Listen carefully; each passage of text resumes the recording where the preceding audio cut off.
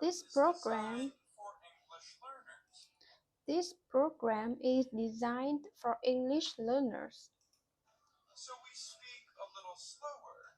So we speak a little slower. And we use words and phrases.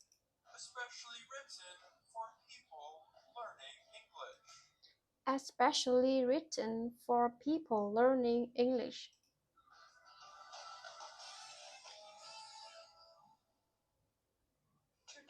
Today,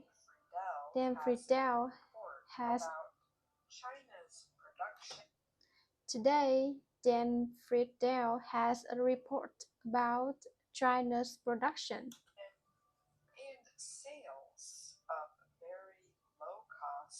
and sale of very low cost electric vehicle and solar panels.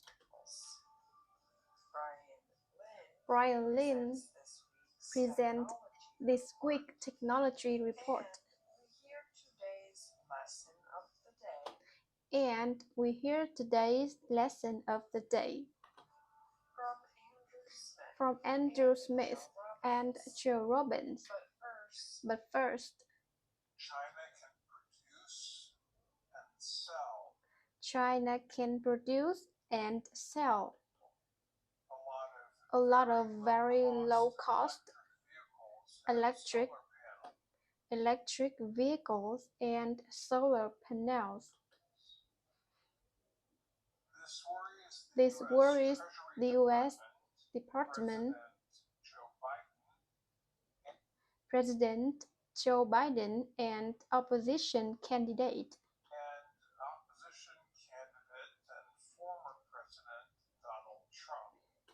and former President Donald Trump, U.S. Treasury Secretary Janet Yellen recently brought attention to the abundance of products such as car batteries and solar panels from China.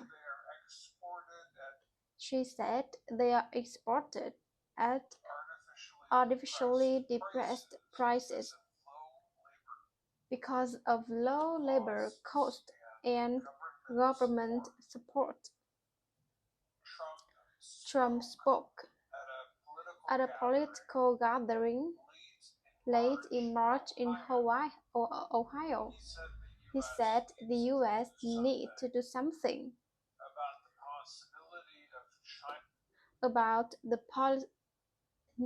something about the possibility of China's electric cars entering North America through Mexico.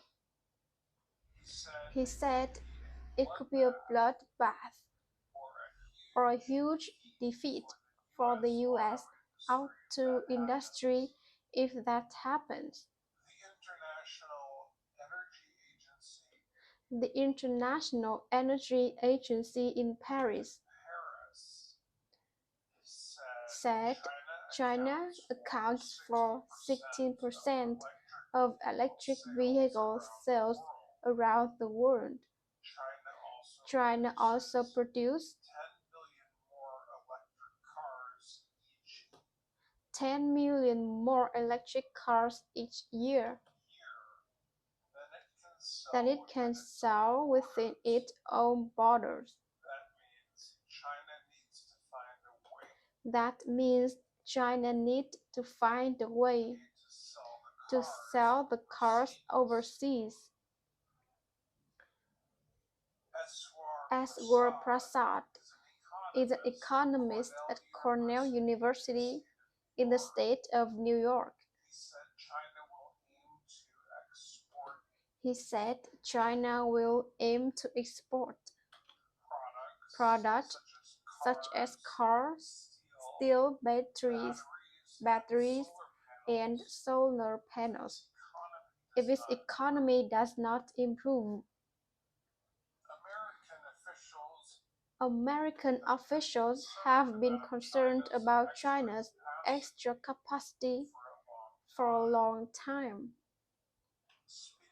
Speaking recently on a trip to China, Yellen talked about Soniva, a solar panel company in Georgia.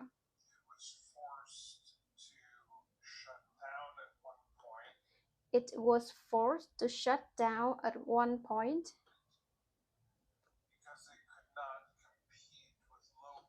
because it could not compete with low-cost products from China. It is important that this doesn't happen again, she said. Soniva closed in 2017. It reopened after getting financial support from the Inflation Reduction Act passed by Congress in 2022. Steel and aluminum imports from China sharply increased after the 2008-2009 global financial crisis. In 2017,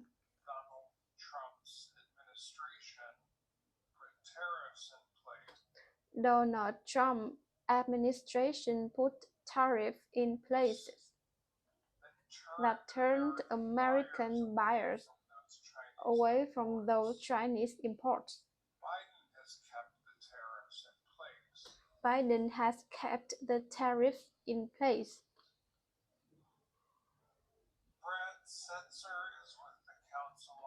Brad Setser is with the Council on Foreign Relations and a former Treasury Department official.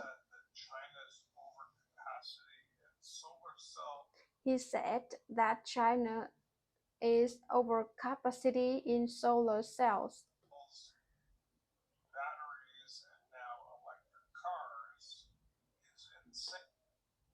batteries, and now electric cars is insane.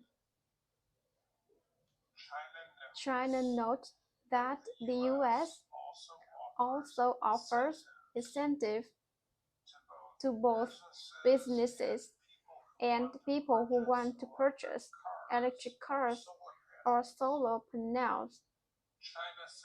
China said some of the financial aid being offered to US car buyers is a violation of World Trade Organization rules. However, an international trade research group studied the issue. The Center for Strategic and International Studies in Washington, D.C. found the financial aid China was offering its green industry in 2019 was more than double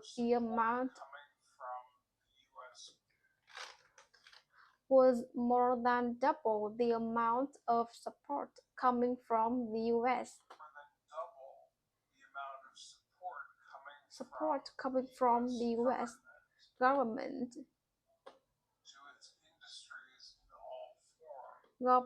to its industries to all forms.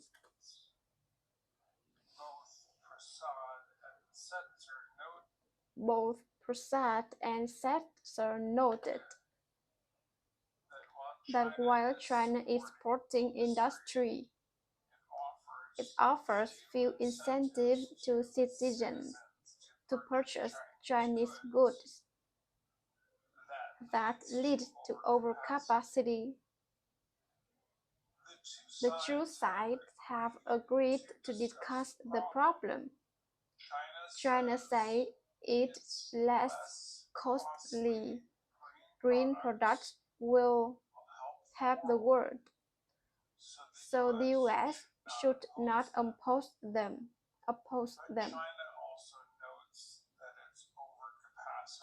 But China also noticed that its overcapacity and lack of consumer spending is a problem if it wants to keep its economy growing.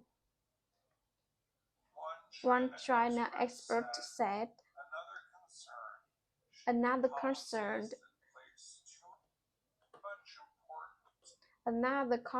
should be policies that place too much importance on one or two industries. Wang and Quan is an expert on industrial policy. He said China should coordinate the development of new technologies so that every province does not aim to develop the same industries. Speaking in China, Yellen said there should be protections so the US market is not flooded with low-cost Chinese products. I think the Chinese realize how concerned we're about the implications of their industrial strategy, she said, adding, I think they have heard that this is an important issue to us. I'm Dan Friedel.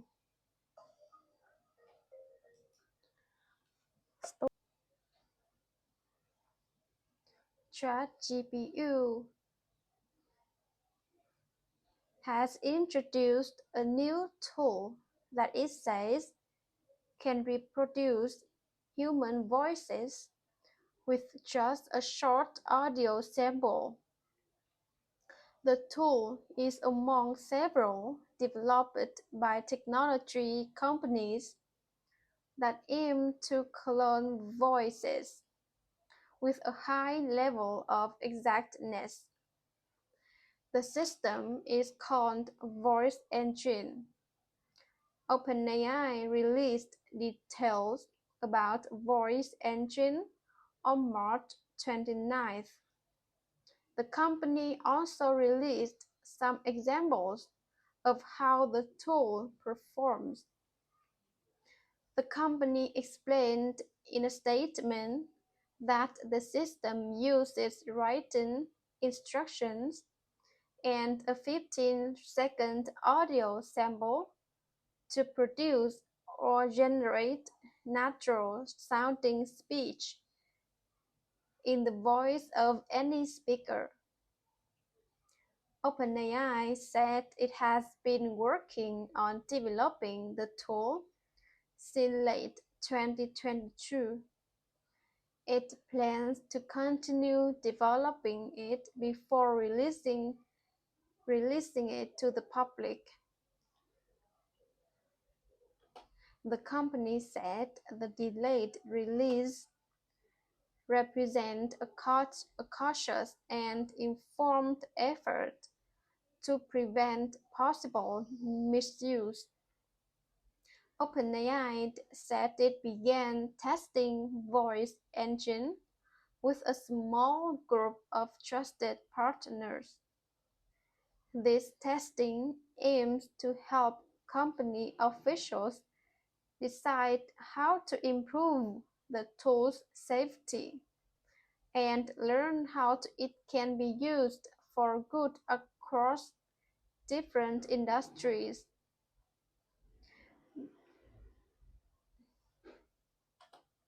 There have already been highly publicized examples of false or fake voice recordings that sound like well-known people and politicians.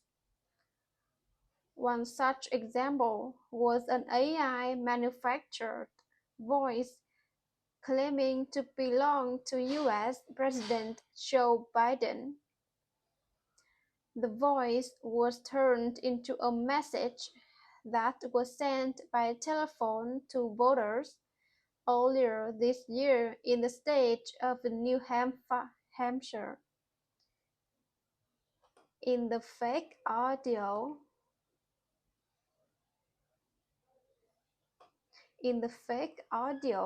Biden appears to try to urge voters not to take part in presidential primary voting.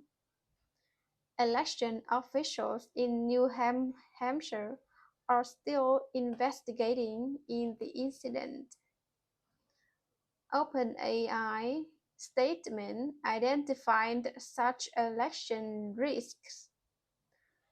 We recognize that generating speech that resembles people's voices has serious risks, which are especially top of mind in an election year. There have been other examples of so-called deepfakes being used in politics or campaigns around the world. A deepfake is a piece of audio or video created to make it appear that people in it are saying or doing things that they never did. OpenAI said it is currently discussing how to limit these and other risks of such voice cloning systems. Technology experts have also warned such tools can be used to carry out financial crimes. For example, voices can be recorded and then reproduced to represent another individual in an effort to carry out fraud. The company said it has been in contact with US and international partners from across government, media, entertainment, education, civil society, and beyond. The aim is to get advice from people in these groups about the best ways to develop and deploy the system. OpenAI said. OpenAI said its early voice engine testers have agreed not to represent a person without their permission and to clearly state that the voices are produced by AI. The company is best known for its launch of the AI-powered ChatGPT tool, which was launched in November 2022. There are several other companies developing similar voice cloning tools. One of the most widely known is called the Script. The company explains on its website the AI-powered system can clone any person's voice with a 16-second audio sample. The Script also offers other services involving audio and video production. The company's website says users can choose a free plan that includes up to 1,000 words of voice cloning. For $24, users can get a limited voices generation, Script said. OpenAI lists several possible uses for the technology tool. These include providing reading assistance to non-readers or children, supporting individuals who cannot speak, and helping patients recover their voice. The company said its voice can work in several languages. One example of such use is taking an English voice recording and producing a new audio version in another language. In an example released online, OpenAI demonstrates a person's voice and style of speaking can remain the same in other targeted languages. I'm Brian Lin.